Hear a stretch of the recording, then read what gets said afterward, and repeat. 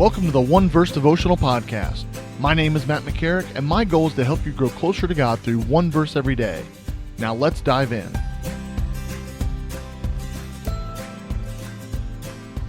Welcome back to One Verse. My name is Matt, and we're going to dive right in today because we have a lot to cover. Yesterday we were in the book of Isaiah chapter 43, and our one verse yesterday was verse 18, and our one verse today is the very next verse, verse 19, and we said that it really parallels one of my favorite verses in the New Testament in Philippians 3:13. So I'm going to read today's one verse, then we're going to back up a little bit and kind of be jumping back and forth between the Old and the New Testament and kind of compare and contrast the two verses. So I'm really looking forward to this, and I think it's going to mean a lot for your life. First, I want to recap yesterday's one verse. Forget the former things. Do not dwell on the past. Our one verse today is the very next verse, Isaiah 43:19, and it says, "See, I am doing a new thing. Now it springs up. Do you not perceive it? I am making a way in the wilderness and streams in the wasteland."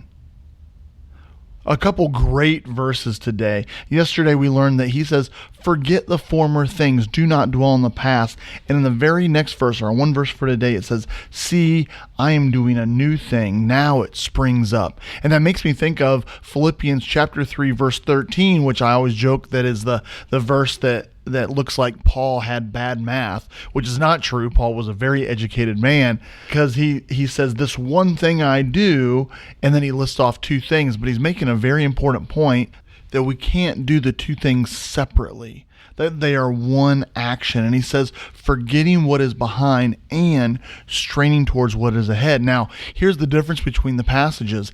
In Philippians chapter 3, Paul is talking about our sinful life and our past mistakes. And he's even referencing how before he was a Christian, he helped to kill Christians.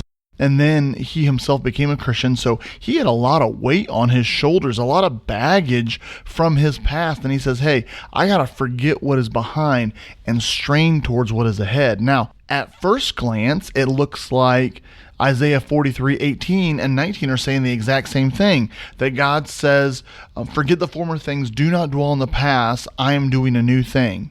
And that's what I love about these two passages, is they both have that idea of forgetting the past and dwelling on what is to come. However, in Isaiah 43, it's a different context. He's not talking about our past sins, our past mistakes. In the paragraph before, and in the last few verses before our one verses for today and yesterday, he's talking actually about really positive things. He's talking about the miracles that he'd done in their lives. He was talking about delivering the Israelites from the Egyptians and taking them across the Red Sea, and then destroying the Egyptian army by having the waters crash back over them.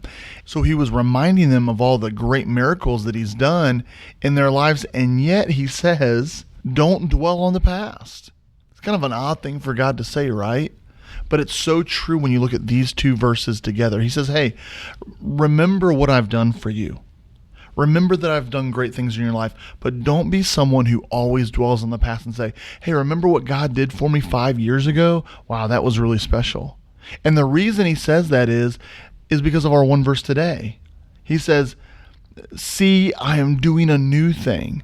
See, God is teaching us an important point. Just like Paul was teaching us an important point in Philippians. He said, hey, don't dwell on your past mistakes.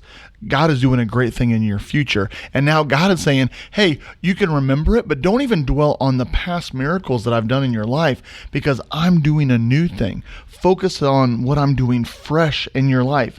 And then he says, do you not perceive it? In other words, do you not see what I'm doing in your life? I'm making a way in the wilderness and streams in the wasteland. See, I don't know where you're at in your life. And maybe you're someone right now that's like, you know what? You're right. God has done some great things in my life. He's answered some prayers, but it feels like that was a long time ago. Maybe you feel like you're in the wilderness and you're in the wasteland spiritually. And God says, keep your eyes open, because I'm doing a new thing. Please remember what I've done for you, but don't dwell on it.